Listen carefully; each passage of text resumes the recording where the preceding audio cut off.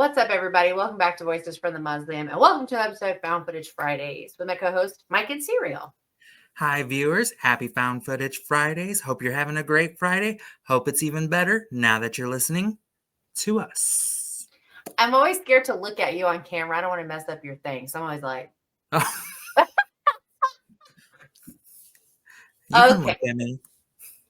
Good to get the laughs out because the movie we are talking today is not a laughing matter. When did this come out? This came out in 2020. Yeah. Okay. So, yeah, we'll just jump in. The movie that we're covering this week is the 2020 found footage movie M.O.M, Mother of Monsters. Mothers of Monsters, plural and plural. So quick overview is a distraught woman suspects her teenage son is plotting a school shooting, but when he slips through the cracks of the system, she must take matters into her own hands. We ready to jump in? I don't even. We have to be. This is the show. All right. So, unspoiled thoughts on Mom. So, viewers, for me, this is we need to talk about Kevin, the found footage version. Yes. Yes. And it's just as heavy, if not heavier, to be honest. Very heavy. They're both got their own things. So first off, let me start off by saying I absolutely love this movie. I am so excited that we get to talk about this movie. This is a consistent, I recommend this quite often. It was one of my found footage or found on found TV watch parties. So you're relatively new to this one. No, I've seen this like even so before many then. times. Yeah, I saw this way before found TV. No, I saw this during quarantine. Oh, you saw it before I did because I didn't see it until it's been out for a couple of years. Yeah, this might be one of my most sad. I'm shocked because of how heavy it is. This is possibly in like my top 3 most rewatched found footage films. But I just think because it's so well done, it's so heavy, it's so thought-provoking. Because yes, this woman's dealing with the fact that a mother has to think that her son is capable of planning a school shooting just breaks my own heart, even if in a fictional way. But because you have to really think darkly about your own child to get to that point. So, and this movie really dives deep into the littlest things of his character, in the way he talks to his grandmother, then talks to her, in the way he just does little things here and there. It gets so disturbing, and it's not even there are actual disturbing parts, but it's just those subtle things as we go that just it really sends you into a deep dark hole of your own mind watching this movie. And this is coming from someone who does not have children, will not have children. So the fact that it strikes a chord with me on such a deep and emotional level, I can only imagine how a parent, specifically a mother, feels when they watch a movie like this. So on that note, kicking it over to you, Angel.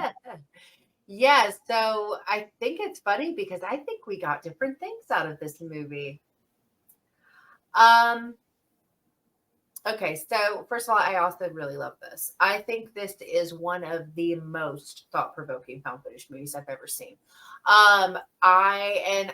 We don't have it like concrete yet, but we're in the process of trying to schedule to get the writer director to come on for an interview. They said yes, we just got to schedule it, so fingers crossed. So here's my kind of take on it, though. the opening scene of the movie, I don't feel like this is a huge spoiler, is actually a clip from when the main character's son is a child. And so what I would say is that this movie is less so much about the son being a psychopath and more about his mother making him one.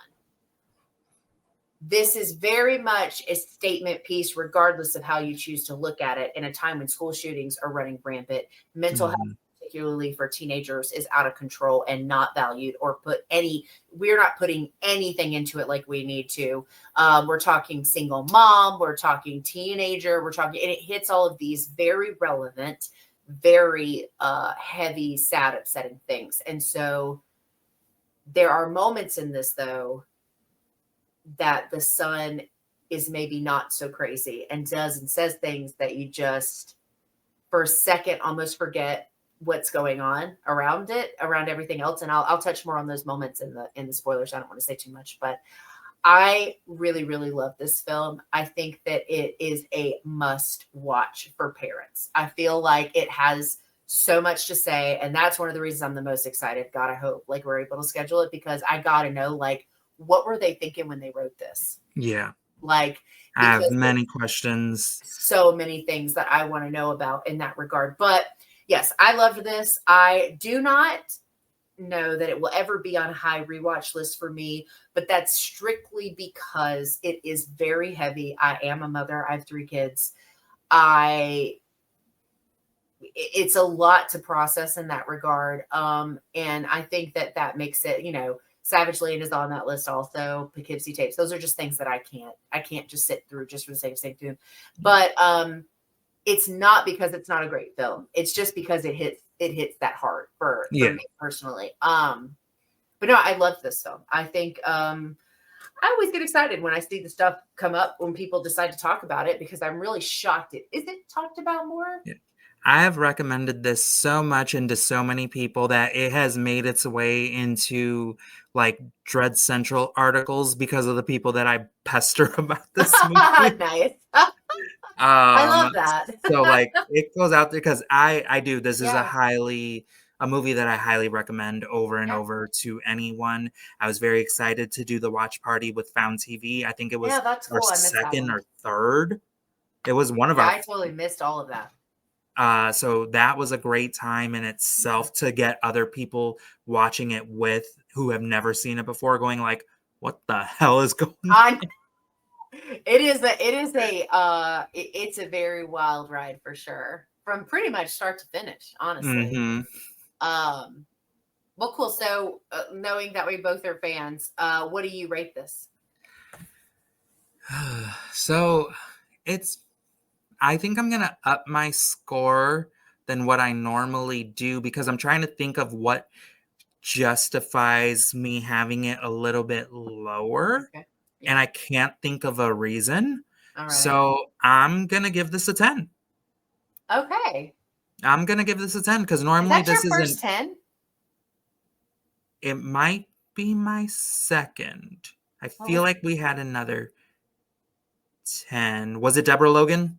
Did we Did you both give do that a 10? 10s? No, I don't know. Anyway, that 10s are not given lightly on this show, regardless, even though Mike is much easier to please than I am. The 10s are not we're not just giving those out like Oprah. Normally, this is like an 8 for me. I always tell people like it's an 8 or a 4 out of 5 kind of thing. But in all honesty, I can't think of a reason why I would dock it. So we're giving it a 10. Yeah. So in the craziness of Voices history, I think this makes the weirdest time of 2 in a row where we have had the same score. I would also give this a 10. I normally give it a 9, but then you said that and I'm like, damn, that's true. Why would I not? Was there something I didn't know? It's upsetting in all the right ways. The acting is like stupid compelling. They don't cross lines. Like nothing is. It's uncomfortable in the way you're supposed to be uncomfortable. Exactly. Yes. And again, insanely believable. I mean, the acting in this is like some of the best I've seen in a found footage movie. Genuinely, like that's her son, as far as I'm concerned. You know what I'm saying? And he got under my skin so much.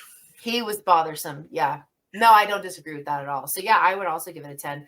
I think It's just a really great found footage movie. And so it seemingly random because it's people found footage. It's not like, Mhm. there's no ghosts or monsters, or it's just people being Yeah. people. And it's not, and that's almost worse. 'Cause it's like, but anyway, yeah, no, I agree. I really like this one a lot. Okay. I don't even know where to begin. Well, I'll start off because I like something that you said earlier. Um, so we gave it the same rating. We're giving it the same kudos, but we're kind of seeing it in a little bit of a different lens because Yeah, I am seeing the darkness of the sun where yeah, I loved your take. When you said that, I'm like, and this is why this movie gets rewatched so much because yeah, someone always points something else out, and because I'm gonna have to rewatch this yeah, with your frame of mind with it because I didn't get that. Because one thing that really got me in this movie, and this is where I talk about subtlety, um, his on and off switch of his charisma and his sweetness when he oh was yeah, speaking with the grandma. And because he was still rude to her too, but yeah, he yeah, was yeah, like, yeah. he threw on the charm with his grandma. And then when he was done with it, all right, Like a hung up sociopath. on her and Yeah, then just like went straight back to being so rude to his mom. And I'm like, those are those little behaviors because yeah, when you are dealing with, and we'll just use the word sociopath because that's kind of what she thinks her son is, yeah, um they are charming. They, a lot of the times they are I know we always hear like, oh, it's this loner person. A lot of the times, and we do see it in film and TV, and it is for a reason, some of the yeah, cruelest, darkest people are the most charming and charismatic. yeah, yeah. So Um, that was a big scene for me in how I see him. yeah. So I think my takeaway comes from the fact that they decided to start the movie with her badgering him about something he did. He hurt an animal. And I think I kind of give into, I don't think nature or nurture are one over the other. I think it takes both things. Um, I think that nurturing is really an important part of how someone becomes who they are. That's why we're all traumatized in our 30s with trust issues. It matters. How you're Yeah. raised matters. It matters how you look at yourself, how you look at the world, how you treat people, how you treat yourself.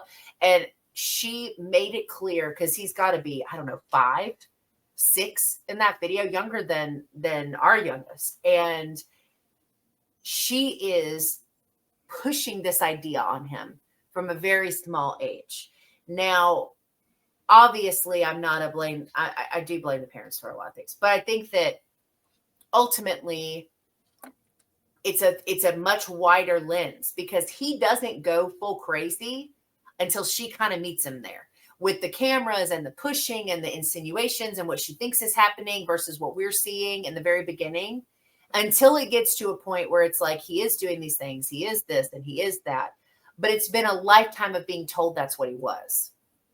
And I just feel like that has to be intentional. But the one of the things I did want to touch on is there's that scene. I don't know, maybe it's before she gets like really crazy. So I want to say like not quite halfway, but where the mom falls asleep on the couch or the chair, and he comes out and he sees her, and he covers her up and he kisses her. And there were moments like that that like hurt to watch, because it was Yeah. like those are such like, I don't know how to put it into words. Those are such like tender moments. Like when kids become teenagers, they're just different people. They're not the same. Like they're just different. And so if you have teenagers, if you're about to have teenagers, you'll find out. They're different. And I learned that differently because we have like a mixed family. So I came into preteens. I didn't, and so but they're different as far as how they choose to interact with adults in their life. And it's not a negative thing. It's just a life thing because they're getting to be independent and they push boundaries and they're turning into people. They're not your little babies anymore, right? So, you know, when the teenagers hurt my feelings, I go talk to my 7-year-old who makes me feel better. He's sweet and still loves me and needs me to get him milk out of the fridge. You know what I'm saying? It's like a different energy. So seeing that moment where he comes over to her and does that, it's painful to watch because you're thinking about this tender, vulnerable moment. Because I don't know about you, but the first time I watched this, when he walked in the room and she was asleep, I thought, oh no. You know, like, because you're already starting to get amped up in the story. But then he goes over and he does this very wholesome, son loving thing. And you're like, I have no idea how I feel about this right now. And it's just very like overwhelming to the emotional side of like how I felt watching it. And so there's just things like that happen that I'm just like, could he have ended up being a better person if she had just backed off? Like, I don't know. It just made me kind of think about it like that. And you're making such a strong case for me to rewatch this movie because with everything you're saying, all I'm thinking about is when he's playing that video where she thinks she's watching him and she's having a conversation with him and he pre-recorded the conversation. Yeah. And I'm just like, he is a diabolical demon spawn. And I'm with the mother that he was 100% probably right. like this since he was 2. But also, too, I think the other thing that kind of played into it for me is the end of it. So at the very end, after their stuff is wrapped, there's another mother watching or listening to what she's saying and showing, and her son enters. I'm like, now you done influence like a whole other family. So it just kind of made me feel like it was perpetuating this idea that your job as a parent is to raise like good human beings, but how you treat them affects who they become. Because they say there's like that the saying is, you know, be careful what you tell people because be careful what you say to your children because what you tell them they believe. And so there's just those kind of things, like just they always like replay in my head. And like, you're making such a strong argument there, and it's a different perspective because the other thing that I'm seeing too. So I'm hearing what you're saying, and then the part of me is also saying, you do need some parents to be like this mom because there are so many parents who that are absent. Not even absent, they turn the blind eye to every red flag that the child is presenting. My child would never. Yeah. Like he wouldn't do that. And you're not wrong. there must have been a reason. Like, well, did they do that? Like there's always going to be an excuse for their child. So to me, because we do hear these things, and I'm like, oh, if I understand loving your child through everything, but at the same time, love doesn't mean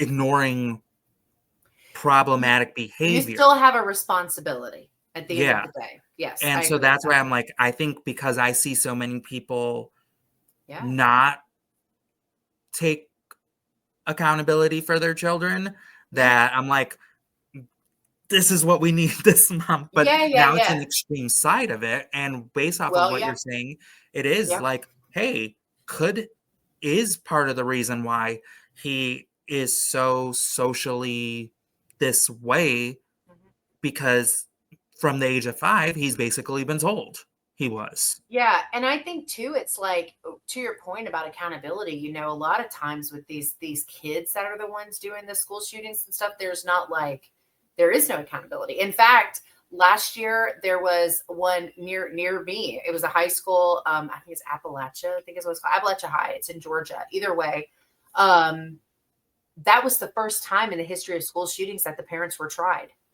as responsible people, because his dad bought him that gun. It was his. He grew up around gun nuts. He grew up shooting with his dad and all that craziness. And then the parents had problems, mental problems. They had problems in the marriage. The mom was this and that. The dad was this and that. And but he bought his 16, 17-year-old a semi-automatic gun. What are you doing?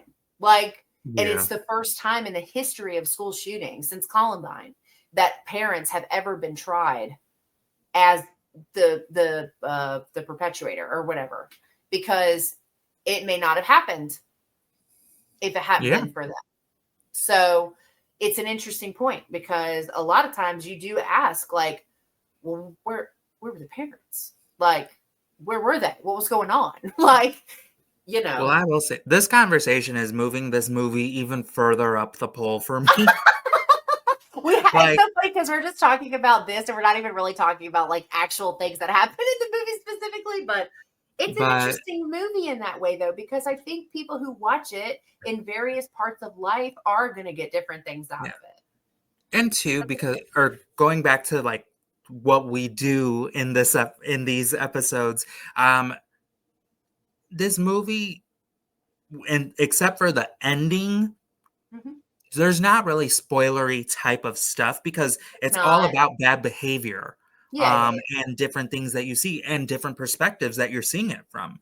Because again, I would have never thought that, hey, maybe the mom's kind of an issue too. Like, yeah, she was a lot, but I didn't see any issue. And then based off of what you were saying, I'm like, you know what? I need to watch this movie with fresher eyes right now. But Yeah. only up until we get to the part where he locks her in the Locks her up. closet, Yeah. and that whole situation was so stressful. I didn't Y'all, think he it built was an going to go there. electrocution machine or something like that. Yeah, I didn't think it was going to go there. I'm going to be honest with you. I thought it was going to end up being that there was nothing wrong with the son and it was all the mom. So then as it escalates to that point, I was like, well, damn, she was right the whole time. Because he tells her, he's okay, that's the other thing. This God, the writing in this, things that these two human beings as mother and son say to one another, and not just the pre-recorded, but the other stuff too. Like every conversation, like it's so good. Like it's just so well done. Yeah. It's so well done.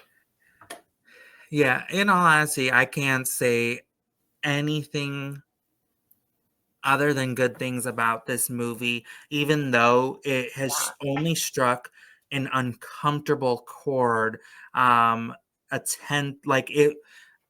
I told you I've rewatched this movie so many times, and yeah, if when I do rewatch it again, I know that I'm still gonna get the same feelings because I yeah. You cannot got watch this movie and not feel tense. I I cannot totally feel agree. like my stomach gets in knots. I feel uncomfortable, and I just it's an ugly feeling, but in the right way. Like, it makes me think, like, there was so much thought and care put into this movie, and like you said, from the dialogue, from the choices that are made throughout the entire movie, and then just a super kudos to the mother and son actors, Golly. because Yeah. this movie only is this good because they crushed it. Yeah, this concept with actors that can't bring it home, this would have never worked. Like this required characters that felt raw and emotional and real. And I could not agree more with the fact that they did an incredible job. I don't think a single person came on, because there's a couple of little other people that you see here or there, the doctor and the grandma and whatever, and Yeah. the anyway, you see a couple other people, but I think like not a single person that comes on camera was a weak performance. Not a single one. No. They all No. made you believe exactly what you were supposed to believe. But obviously, our main two are the ones that really carry it home, and the way that they're able to make you feel. I mean, from body language to movement when they're around each other. Like, I mean, you would have thought somebody had put hidden cameras in somebody's real life. Like, it's intense. Like, it's so intense. And the calls that she made, I don't know. It just, I can't praise it enough. I genuinely love this. I'm very surprised that this hasn't been covered already on the show. I am too. I But I remember, like, I didn't, to be honest, I didn't know if you saw or liked this movie, because I had mentioned it a long time ago, but it was when we were mentioning like so many, and I'm like, oh, Oh, maybe she. And I said, I was like, maybe because Angel's a mom. Because again, I don't know what type of feelings yeah, no, people get from this movie, so I'm like, yeah. maybe she doesn't want to cover this because it like from a mom Because perspective, it's like, that's a hard yeah. watch. But No, then finding out like you love this movie, I'm like, no, I love this movie. Well, I like movies that tell people things, that have yeah, things to say. And we talked about this, last week with Jabberjaw. It's like these things, and this is written and directed by a woman. hmm So that I feel like also, I don't know if they are a mother. I would be very shocked if they were not, though, just because of the way certain things are written. But either way, they tapped into those things one way or another, and it made it for an incredible movie. I will say, I think the reason, I could be wrong. I think the reason we didn't cover it is because Tom is an educator and can't cover things that have to do with school stuff. It's too upsetting for him. So I'm pretty sure I watched it on a rec and decided not to cover it because there was another movie. I can't remember the name of it. It's another found footage movie, but it is about the teenage boys that get together and plan the school yeah. shooting. And I couldn't get through that one actually, and neither could he. Zero So Day. yes, yes, 0 day. So I couldn't get through that. That was too much. And he couldn't either. And I was like, okay. And then I saw this and I was like, oh, I'm not even gonna bring it up. So I think that's the only reason that it didn't get covered. And then going back to like a movie with something to say, and then how we talked about last week about Jabberjaw, this movie is the exact opposite, and they fully went for it. Oh, There was it's something to say. They did not pull there. back punches. They understood in order to get their point across, it had to be hit over your head with a sledgehammer. Yeah, Like it really did. To drive it's it true. home, It's true. you had to, because again, if you would have kind of like held back, Wouldn't work. this movie doesn't work. No, you have to be all in. Yeah. Um, yeah, so kudos to the writer director of Mothers of Monsters because I feel like this film just had so much, and I got kind of mad. Okay, all right, let's just story time real quick, and then we can wrap up. So I followed the page for the movie because it came up in my feed, probably because Google was listening and knew we were going to cover it. So, but I'm glad it did because I went and followed them and I've gotten, to interact with them and stuff. So I commented on one of their posts and I was like, this movie is so unsettling in so many ways. Absolutely love it, or something to that effect. Some Joe Troll. Smith on the internet comes and comments and is like, where? Or like, what did he say? It was like, what part or something, or when or something like that. And I commented with that exhausted face. Y'all, that's my favorite emoji. I use it all the time. It's just this emoji like this with bags under its eyes. My favorite. Chef's kiss to ever created that one. I use it all the time. But I put like 3 of them and I was like, go watch the movie and see for yourself. And Mom, the page liked it. Because yeah, I'm sorry. Again, movies are, you may not see the same thing that we see for every movie. You may, Sure. and even Of if you course did, you not. may not like this movie. If this, Either you do way. not Yeah. have to like this movie. We're not telling you that you have to. But if you cannot see the points that were being made and why Yeah. people would find it unsettling, I think you're just trying to be edgy. I I really think do. people are just trying to be funny, and I don't find you funny. I find you annoying, and then I'm just going to be rude because I'm just like, you've seen the stuff I've responded to. I don't care. I like, but I just was like, anyway, it doesn't matter. It was there. It's just the point is like, don't do stuff like that on the internet. Just keep your comments to yourself. But anyway, I love this movie. You love this movie. We love this movie, and I'm crossing fingers and toes that we get this chat because I'm dying to know like what the hell was going through this person's mind when they wrote this movie. And it'll be cool to pick their brain and hear about it. So everybody in the comments, fingers crossed that this works out because it's in the works, but we got to try to schedule it because we're done pretty much for the year because we're taking December off. So it won't be until the first of the year anyway. But if we're able to make it work. But anyway, very cool. Everybody go watch Mom. Go follow the movie page on Instagram and comment how much you love it. Tell them Voices sent you. Cool. All right. Well, I think that's going to wrap up this episode. So we will not have an episode for Thanksgiving week. Wait, will this be the week after, the week before? The week before. Yeah. Okay. There will not be an episode of Found Footage Fridays on Thanksgiving. There also will not be one the week of Christmas. We do have something kind of fun that we're working on. We're going to do something a little different for December for Found Footage Fridays. And we're going to jump into some analog stuff. So just a reminder that if you would like early access to Found Footage Fridays, we do have a Patreon tier. It's only like $6. Links in the description. And you get early access to every episode of Found Footage Fridays. As well as influential horror when we get back to doing those. But primarily the perk is the Found Footage Fridays.